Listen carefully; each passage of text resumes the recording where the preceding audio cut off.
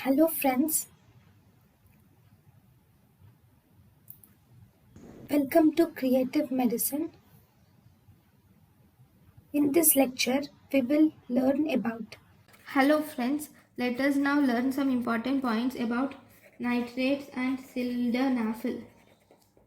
Sildenafil. Okay.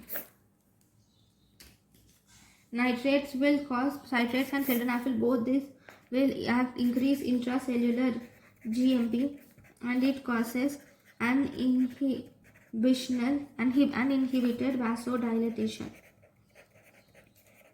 and causes decreased blood pressure. Okay.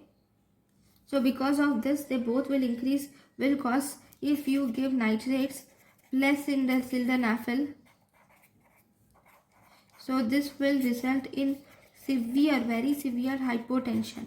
And because of this severe hypotension, so this combination is contraindicated. Thank you for watching. Thank you and thank you for watching.